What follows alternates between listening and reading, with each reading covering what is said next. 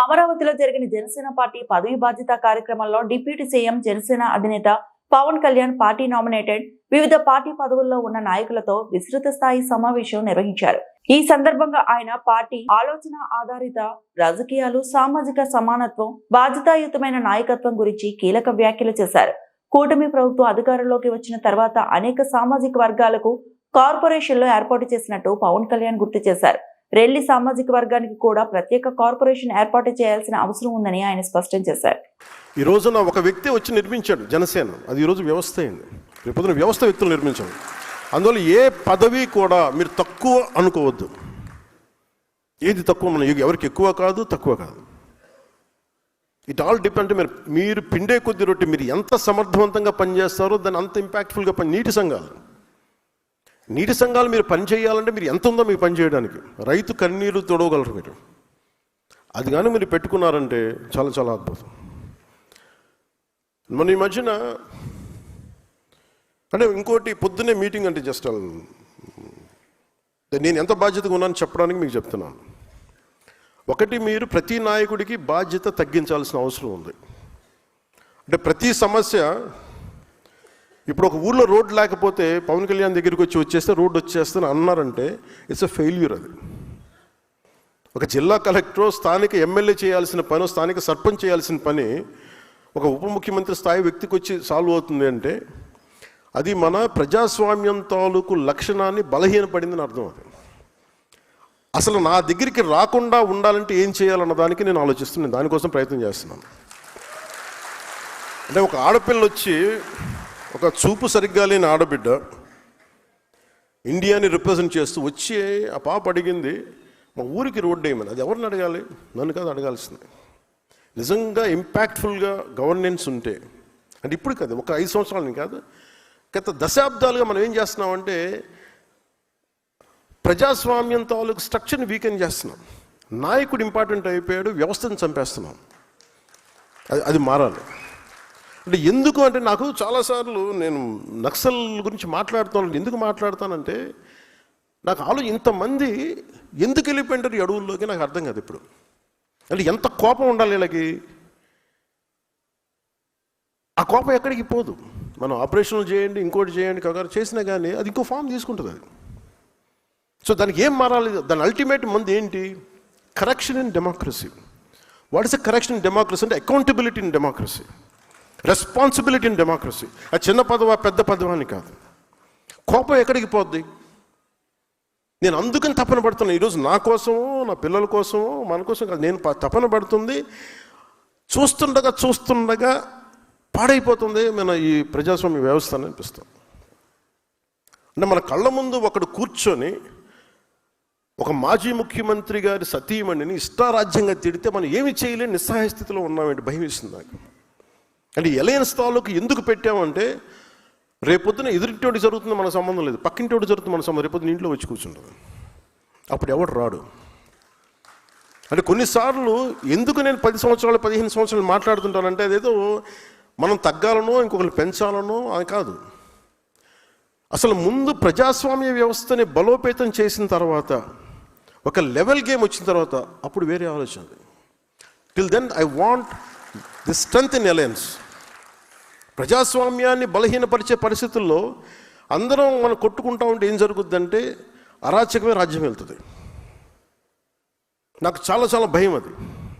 అంటే ఉదాహరణకి ఈ రోజున మొన్న రౌడీలను వెనకేసుకొచ్చే పరిస్థితికి వచ్చేసింది. నాకు ఎప్పుడు కూడా గత పార్టీని తగ్గించడం కూడా ఇష్టం లేదు.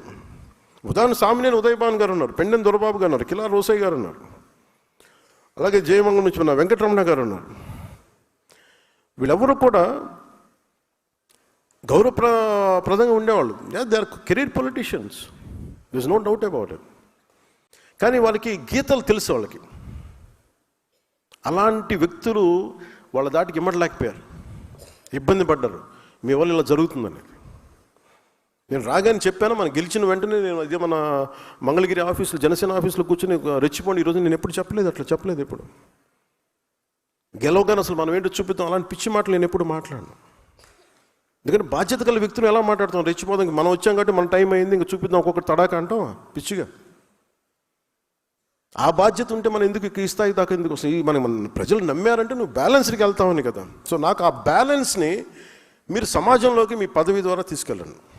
మీ ఏ స్థానాల్లో ఉన్నారో please start doing small correction. చిన్న చిన్న కరెక్షనే ఉండదు, చేయండి.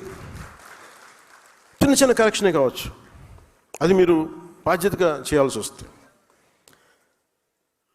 అలాగే నిన్న మాట్లాడితే ఎందుకు అమరజీవి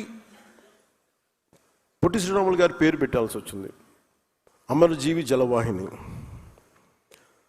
అంటే మనం చేయాల్సింది జనసేన పార్టీగా ఎవరైతే త్యాగాలు చేశారో వాళ్ళని గుర్తించకపోతే, ఉదాహరణకి కొట్టేసాయినో ఎందుకు గుర్తిస్తాం? ఒక దెబ్బలు తిన్నాడు మా పార్టీ కోసం, లేదంటే ఒక స్థానిక సమస్య కోసం ఒక దెబ్బలు తిన్నాడు బికాజ్ పార్టీ ప్లాట్ఫామ్ మీద. మనమే ఇలా కూర్చోబెట్టి పార్టీ కోసం పనిచేసిన వాళ్ళని గుర్తించి ఇంత ఆనందం మనకుంటే, ఇన్ని వేల మంది ఇక్కడ కూర్చొని మాట్లాడుతూ ఉంటే మనకి ఇంత ఆనందం ఉంటే, ఇన్ని కోట్ల మందికి దేశం మొత్తం మీద భాషా ప్రయుక్త రాష్ట్రాలు తెచ్చిన మహానుభావుడు, లేదంటే తెలుగువాడి ఉనికి, తెలుగు జాతి, తెలుగు ఆత్మగౌరవం అని ఈరోజు మనం మాట్లాడగలుగుతున్నామంటే దానికి మూల పురుషుడు అమరజీవి పొట్టి శ్రీరాములు. అంటే మనం అలాంటి వ్యక్తుల్ని మనం స్మరించుకోకపోతే, అంటే ఉదాహరణకి 5 సంవత్సరాలు పనిచేసిన ముఖ్యమంత్రి పేర్లు కూడా పెట్టేస్తారు. కానీ మనం ఎవరి సాక్రిఫైస్ మీద మనం నిలబడ్డామో, ఎవరి బలిదానం మీద నిలబడ్డామో ఆ వ్యక్తులను వదిలేస్తున్నాం. భగవంతుడు నాకు ఇచ్చిన, గురువులు ఇచ్చిన నాకు ఆ జ్ఞానం ఏమో తెలియదు, కానీ ఆయన పేరు స్మరించింది. అంటే ఎలా ఉంటుందంటే, ఆయన పేరు పెట్టగానే సార్ ఆయన వయస్సులు అంటారా, మన ఆలోచన చూడండి. అంటే ఎంత దౌర్భాగ్య స్థితికి వెళ్ళిపోయి ఉంటే, అంబేద్కర్ గారికి ఒక కులానికి పరిమితం చేసుకుంటే మనం ఏం చేయలేం. అంబేద్కర్ అందరి వాడు, లేదు మావాడి మా దగ్గరే ఉంటాడంటే మనం ఏం చేయలేం దానికి. కానీ ఎవరు వద్దనుకున్నా లేదనుకున్నా అంబేద్కర్ గారు గుండెల్లోనే ఉంటారు మనం. కానీ దాన్ని మేము పొలిటికలైజ్ చేయం. ఓనర్షిప్ ఒక్కళ్ళకి అని అంటానికి కుదరదు, నాయకులకి. అంటే ఈ స్థాయికి ప్రపంచం వెళ్ళిపోతున్నాం. మనం కరెక్ట్ చేసుకోకపోతే మన స్థాయిల్లో చాలా తప్పులు చేసిన వాళ్ళం అవుతాం ఇవన్నీ. సో అందుకని ఇవన్నీ ఒక్కొక్కరు చేసుకుంటూ వెళ్తాం. నా ఉద్దేశంలో పొట్టి శ్రీరాములు గారికి సరైన గుర్తింపు కానీ నివాళి కానీ ఇవ్వాలి అంటే, ఒక పోలవరం లాంటి ప్రాజెక్టుకి ఆ మహానుభావుడు పేరు పెడితే నిజంగా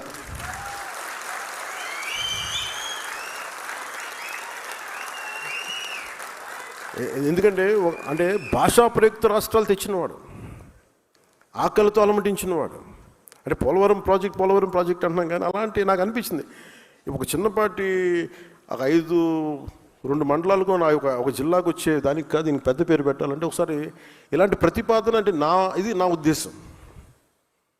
ఇది కూటమి ప్రభుత్వం కాబట్టి నా ఒక్కటి ఉద్దేశం పనిచేయదు. ఇక్కడ అందరి చాలామంది సమగ్ర కొన్ని కోట్ల మంది కూర్చొని ఎవరెవరి ప్రతినిధులను తీసుకొని, నా కోరిక ఇది, నా లోపల ఉన్న కోరిక, పోలవరానికి అమరజీవి పొట్టి శ్రీరాములు గారి పోలవరం ప్రాజెక్ట్ అంటే నాకు చాలా గొప్పగా ఉంటుంది.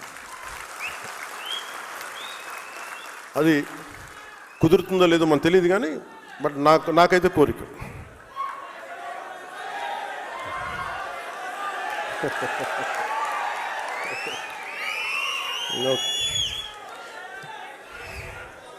అలాగే ఇంకొక కీలకమైన అంశంలో ఏంటంటే, నేను కొన్ని మాట్లాడుతున్నప్పుడు మీకు కొన్ని ఇబ్బందులు ఉంటాయి. ఏంటంటే మీ వాడు ఎలా మాట్లాడేసారంటారు మేము. అలాగే ఇది కాదు, నేను అమర్జీవి గారి గురించి మాట్లాడలే. అంటే ఉదాహరణకి కులాల గురించి చాలా విస్తృతంగా మాట్లాడతాను, ఇబ్బంది లేకుండా మాట్లాడతాను. మా సోదరులు నాగబాబు గారిని అడగండి, మా ఇంట్లో ఎప్పుడు కూడా కుల ప్రస్తావన మాకు తెలియదు అసలు ఎప్పుడు. అలాంటి నేను కులాల గురించి మాట్లాడటం అంటే ఎంత నలిగిపోయాడు బిగినింగ్లో. అసలు ఎందుకు వచ్చాను పాలిటిక్స్ అనుకున్నాను. ఇప్పుడు కదా 2007, 2008లో. అంటే మనం మానవత్వం అనుకున్న పెరిగిన వాళ్ళకి, సోషలిజం మైండ్ సెట్ ఉన్నవాడికి కులం చాలా ఇబ్బందిగా ఉంటుంది. కాకపోతే that is a stock reality of our society. ఇది ఒక వాస్తవ దృక్పథం. ఇది అంటే మనకి అసమానతలు ఉన్నాయి.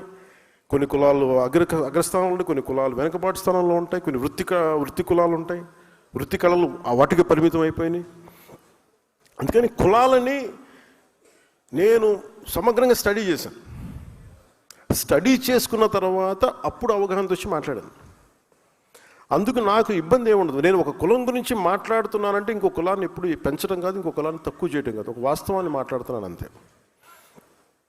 అందుకని నేను ప్రత్యేకించి కులాల గురించి మాట్లాడేటప్పుడు మన ఆ పార్టీని ఎలా చెప్పాలో తెలియట్లేదు నాకు. వాళ్ళ పేరు కూడా చెప్పడం పెద్ద నాకు ఇష్టం లేదు.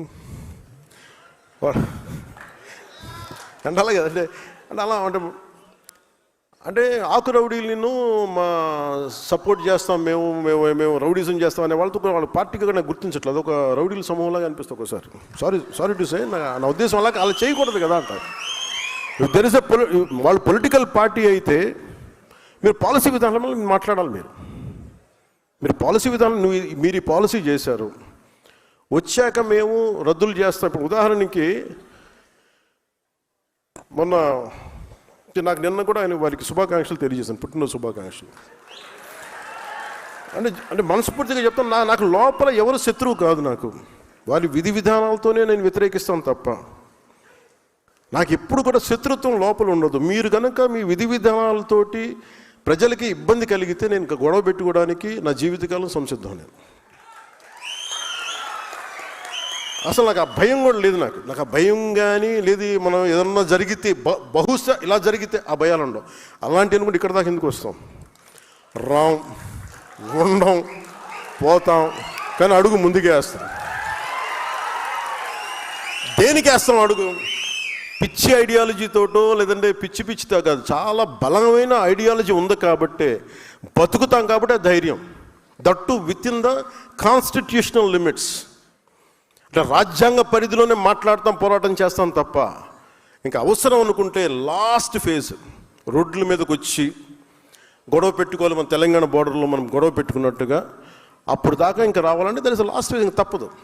చాలాసార్లు మనకి రాయబారం నడిపి మంచిగా చెప్పి మంతనాలు జరిపిన తర్వాత ఇంకా కాదుకూడదు అనుకుంటే ఈ చొక్కా మడిచి ముందుకు రావడం పెద్ద ఇబ్బంది ఏం కాదు మనకి. అంటే ఎందుకంటే that is a last option. అది ఆఖరి అస్త్రం. అది ఆఖరి అస్త్రం వరకు నువ్వు కూర్చొని ఎంత సయోధ్యతోటి ఎంత సముచితంగా మాట్లాడతావో అన్న దాని మీద నీ స్థాయి ఉంటుంది. యాజ్ ఎ లీడర్స్గా నేను మీకు ఇచ్చేది బాధ్యత. మీరు తెలుసుకోవాల్సింది ఇది. మీరు గొడవ పెట్టుకోమని నేను ఎప్పుడు చెప్పట్లేదు రోడ్ల మీద, కానీ మీరు ఆర్గ్యుమెంట్ చేయండి, డిబేట్ చేయండి with in the framework of proper language, అందరికీ ఆమోదయోగ్యమైన భాష. అలాగే పొద్దున్నే నేను గౌరవ ముఖ్యమంత్రి నారా చంద్రబాబు నాయుడు గారికి ఒక క్యాబినెట్ మీటింగ్లో మాట్లాడుతూ ఆంధ్రప్రదేశ్కి అభివృద్ధి గురించి అన్ని మాట్లాడుతూ మేజర్గా టూరిజం పాలసీ గురించి వచ్చింది. టూరిజం ఎక్కువ మందికి ఉపాధి అవకాశాలు ఇస్తుంది, దీనికి ఏమి చేయాలని మాట్లాడుతున్నప్పుడు నేను వారికి తెలియజేశాను. నేను కొంత మిగతా అంటే నాది టూరిజం, నాది ఎక్కువ టూరిజం నా దాంట్లో కూడా వస్తుంది. అలాగే పంచాయతీరాజ్ కూడా కొన్నిసార్లు అవసరం అవుతుంది టూరిజంలో. అందుకని నన్ను దానికి మాట్లాడుకున్నప్పుడు ఆయన ఒక కమిటీని చేశారు. ఆ కమిటీకి నేను చైర్మన్. ఆ టూరిజం అది ఇందాకే మీటింగ్ జరిగింది. గౌరవ మంత్రులు రామనారాయణ రెడ్డి గారు, R&B మినిస్టర్ గారితో. అంటే ఇవన్నీ మేము సమిష్టిగా మేమందరం కూర్చొని మాట్లాడుతున్నప్పుడు ఒక మాట చెప్పాను. చాలా ప్రతిపాదించారు, ఇక్కడ బాగుంటుంది, అలా బాగుంటుంది అంటే. అన్నిటికంటే కూడా నేను చెప్పింది primarily law and order is very essential tourism to prosper and develop. అంటే ఉదాహరణకి ఢిల్లీ నుంచి ఒక ఆడపిల్ల బైక్లో ఇది వచ్చింది ఒక 3 వారాల క్రితం. శ్రీశైలం వెళ్ళింది. శ్రీశైలం వెళ్తే ఆవిడ ఏముంటుందని మోటరైడ్ బ్లాగర్ అంట. అంటే మోటార్ రైడ్ చేస్తూ బ్లాగింగ్ చేసుకుంటారు. మన శ్రీశైలం వెళ్తే అక్కడ రూమ్ ఇవ్వలేదు. ఎందుకు ఇవ్వట్లేదు? మేము ఒంటరి ఆడపిల్లలకి ఇవ్వము. ఆవిడ పోలీస్ స్టేషన్కి వెళ్తే ఎందుకు ఇవ్వరు మాకంటే, మేము అంతే, ఇది పాలసీ ఇక్కడ, మేము ఇవ్వడం అని చెప్పాము. అది నా దృష్టిలోకి వచ్చింది. అది చాలామంది సామాజిక మాధ్యమాల్లో మీరు ఒక ఆడపిల్లకి మీరు అలా ఇవ్వరు అది అని చెప్పి మాట్లాడుతూ, నేను ఆ అమ్మాయిని మళ్ళీ మన ఆఫీస్ ద్వారా పిలిపించి మన కనకదుర్గమ్మ గుడి దగ్గర నుంచి తిరుపతి దర్శనం చేయించి మన శ్రీశైలం మల్లన్న దర్శనం చేసి పంపించాను. ఇది నా ఉద్దేశం ఏంటంటే ఇది మొదటి స్టెప్. మీకు ఇక్కడ అంటే మనం చూడాలని మన ఇంటికి అతిథి వచ్చినప్పుడు మనం గౌరవించాల్సిన పరిస్థితి. గౌరవించటం మన సంస్కారం. అందుకు మరి ఏంటి ఇబ్బంది ఉందంటే పాలసీ లోపాలు ఉన్నాయి. ఒంటరి ఆడపిల్ల వస్తే బయటికి వెళ్ళకూడదు. ఇది ఇంకా ఒక భయపెట్టే సమాజం అది. ఒంటరి ఆడపిల్ల వస్తే అనుమానాస్పదంగా చూస్తారా? ఇలాంటి మానుకోవాలి. దానికి ఒక tourism policy, safety tourism policy అయితే రావాల్సింది అనేది నేను చాలా ఖరాఖండిగా చెప్పాను ఈ రోజున. దీంట్లో గౌరవ ముఖ్యమంత్రి గారు కూడా పదే చెప్పేది సింగపూర్ తరహా అభివృద్ధి అని. మీరందరూ అర్థం చేసుకోవాల్సింది కూడా సింగపూర్ తరహా అభివృద్ధి రావాలి అంటే సింగపూర్ తరహా పాలన చాలా చాలా అవసరం. Lee Kuan Yew, former prime minister, late prime minister, ఆయన సొంత మనుషులను కూడా స్పేర్ చేయలేదు, స్నేహితుని కూడా. అండ్ కేనింగ్ ఉంది ఈ రోజుకి తప్పు చేస్తే ఒక కేనింగ్ పనిష్మెంట్ ఉంది. ఇంకా బ్రిటిష్ వాడు వదిలేసిన పనిష్మెంట్ పోలేదు, ఇంకా ఉంది. మనల్ని కొట్టమని